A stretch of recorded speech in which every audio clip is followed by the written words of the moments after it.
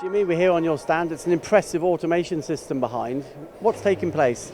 Okay, thank you for it. Yes, we are making many things here on automation industries, mostly for watch industries in Switzerland, also in France for medical industries, aeronautical industries, and whatever with our automation.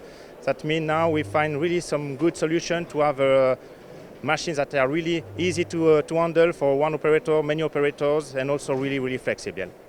Yeah, there's a couple of elements here. The first one I want to discuss is what I would call bin picking. So parts of different orientations and the camera tells the robot where to go. Yes. On this machine, especially here, we are making some really flexible machine to load and unload the part from the bin. And we have for that some different system with cameras to check the orientation of the part, to find the orientation, to find if we can take the part or not with the robot. And after that, we have some other camera just to make some, for example, for measures, some controls directly on the part just before to load to the machine. And further down the process, what can we see at the front? After that, after we take the part, we load the part to a press, and with the press we can do some stamping, some cutting, some whatever we can do with several hydraulic press. And we are making some press from 2 tons to 220 tons. And this is for a watchmaking machine essentially, but what other things, you mentioned medical, what components would it be?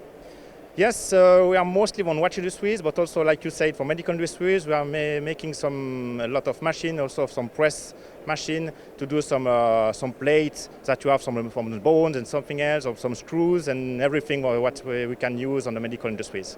Yeah, well, it's a fantastic innovation, and thank you for your time. Thank you too.